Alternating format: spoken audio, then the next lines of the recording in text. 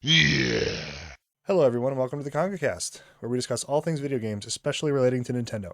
I'm your host, Adonis, and I will be your only host for today. Unfortunately, Ryan wasn't able to record this week, and last week we weren't able to record. We apologize. A lot going on in our lives right now. We're very busy people, but a lot has happened.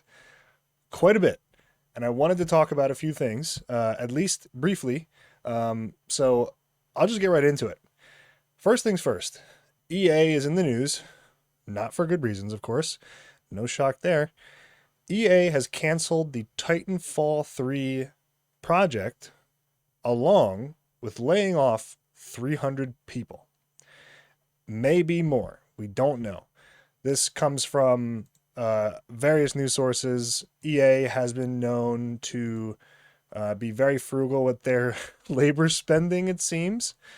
Not a great look for the industry, especially for EA. And I had really thought that EA was on a better streak, especially with their treatment of the Dead Space remake, which I very much so enjoyed. But it seems as though they just keep snatching defeat from the hands of victory after something like that. Just keep laying people off.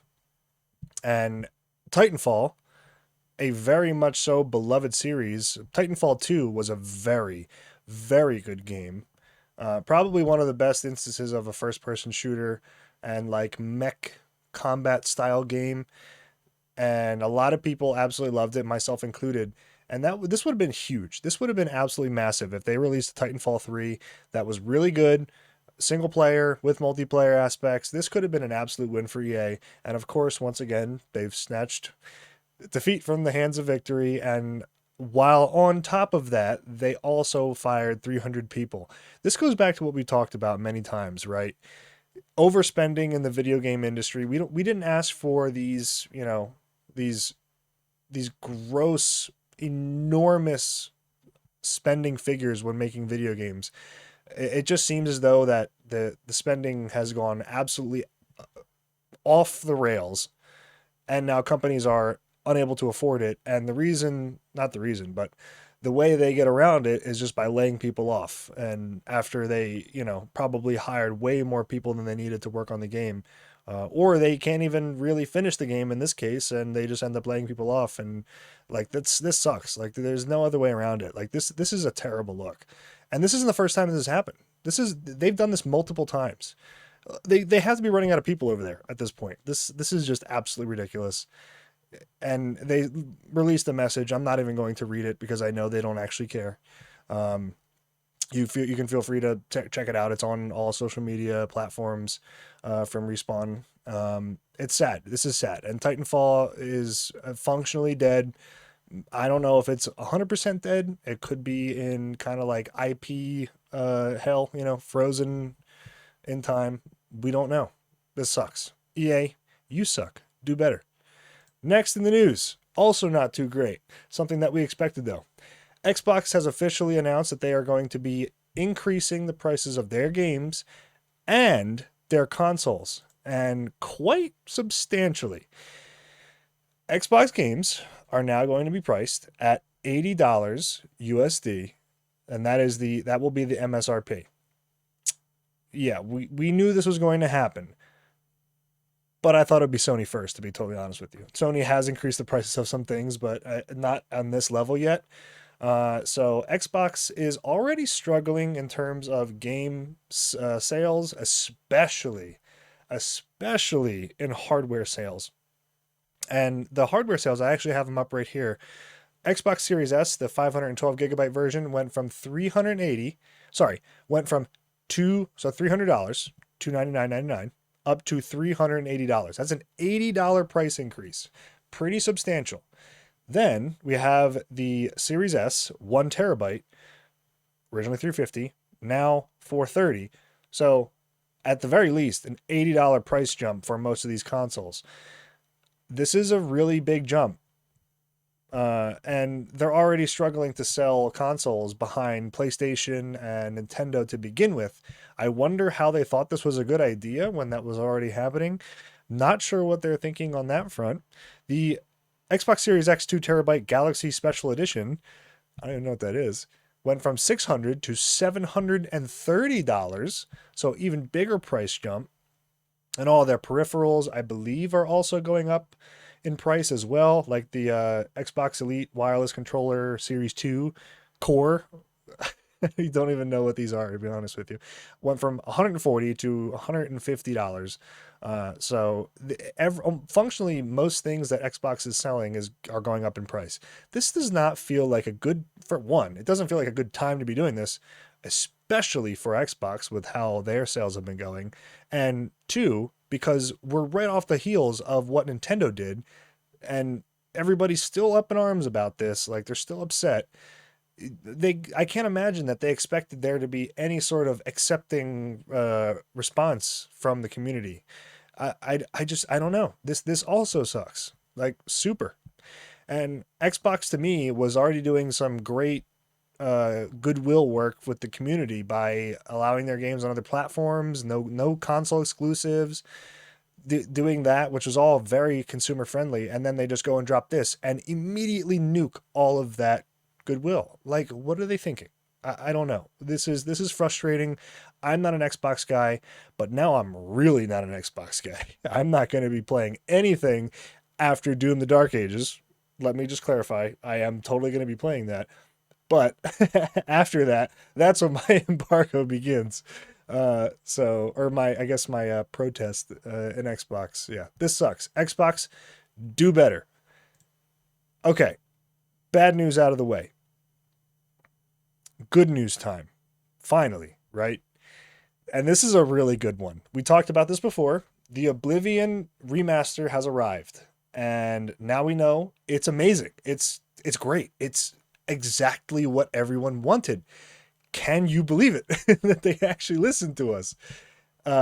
Bethesda, this is a very, very good remaster.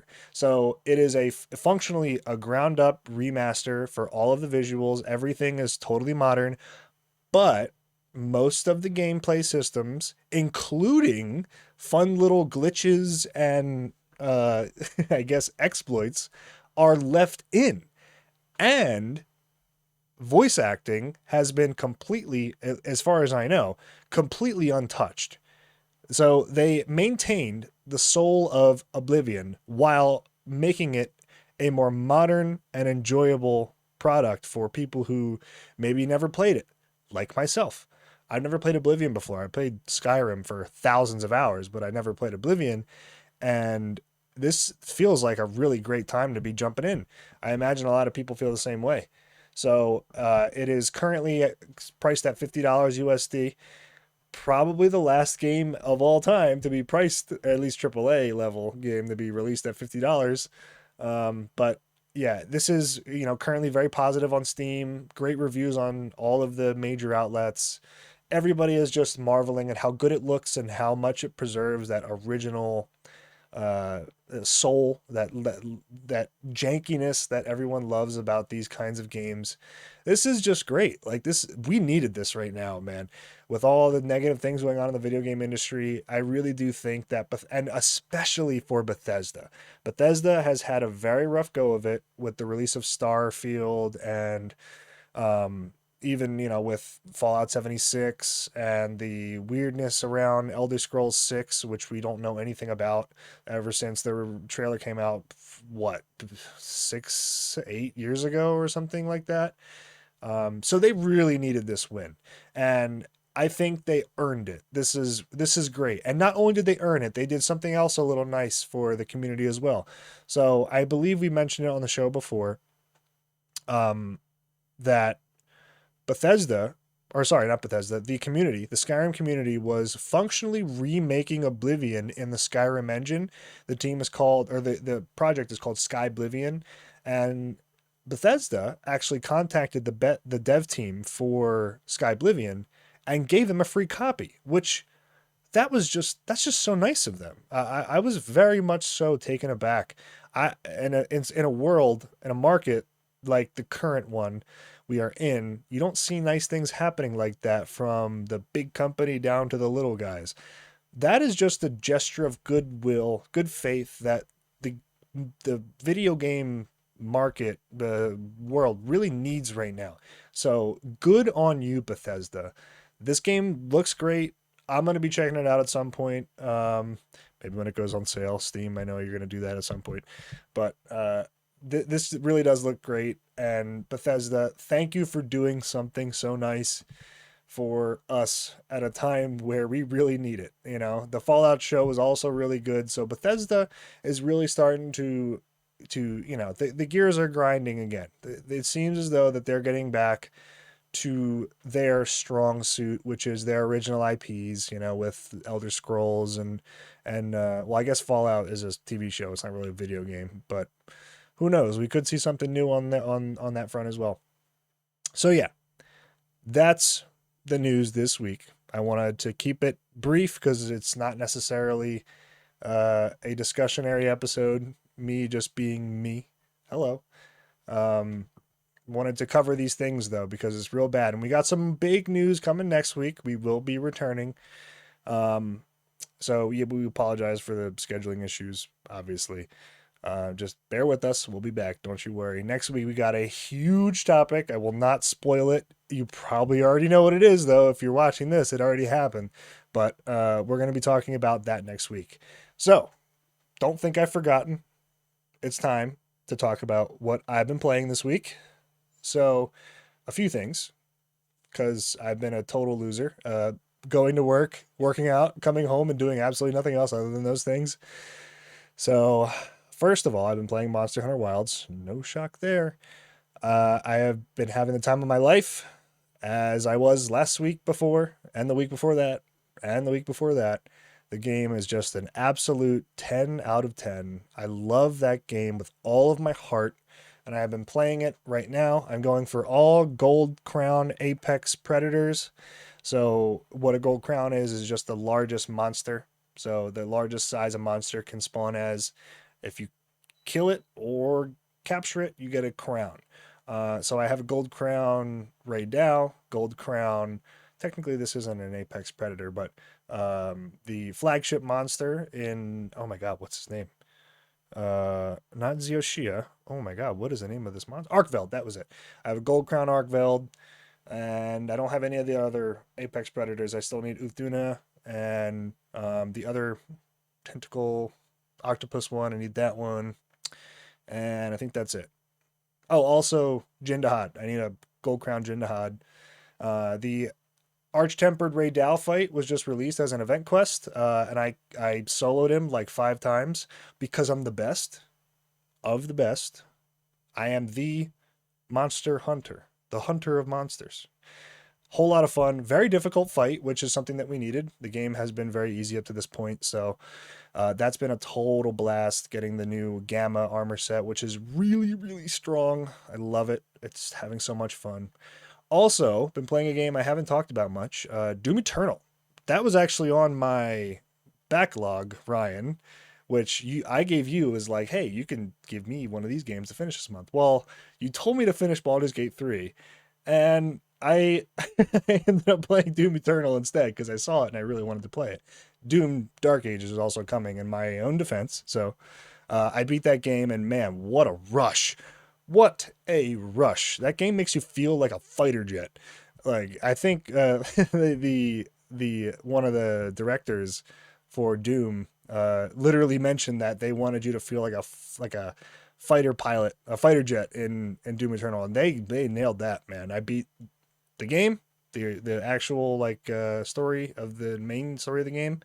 Then I beat both DLCs. The story was amazing, gameplay buttery smooth and super fun, music amazing. It's still in my gym playlist to this day. Love Doom Eternal's soundtrack so much, and yeah, just an absolute, probably my favorite first-person shooter game of all time. Because wow, what a absolute stellar experience. And Doom the Dark Ages is coming soon, so I wanted to prepare. And apparently, they want to make you feel like an iron tank in this next game. Me leggy. I like that. I like that a lot. So I'll be checking that out when it finally comes out. But I haven't forgot about Baldur's Gate 3, Ryan. Don't worry. I actually just cleaned out a bunch of space on my PC so I could actually download it. It's like 150 gigs. Goodness gracious. So I'll be playing that and coming soon. Been playing some Ashes of Creation as well, although that's been a little bit here and there. Just been kind of hanging out with friends in Discord, doing events and stuff like that. They currently just merged all the servers onto one, which means all players that play Ashes of Creation are all on the same server at the same time. I don't know why they thought that was a good idea. They're doing like a stress test functionally. So I haven't been playing that too much, but I did play a little bit today, just leveling up with some friends. Everything's all fresh start, so starting from the beginning. So yeah, that's what I've been playing this week. Hope you've been playing some fun games too. We will be back next week for some big news, both me and Ryan. You have my personal guarantee on that. So that's going to do it for this edition of the KongaCast. Thank you everyone for tuning into this episode. If you like what you heard, make sure to rate 5 stars on Spotify or Apple Music and follow the show to hear more. Stay up to date on the show. Make sure to follow us on Twitter at KongaCast. For all business inquiries, please email kongacast@gmail.com. Thanks again for listening. Have a great day, and we'll see you next week. Bye.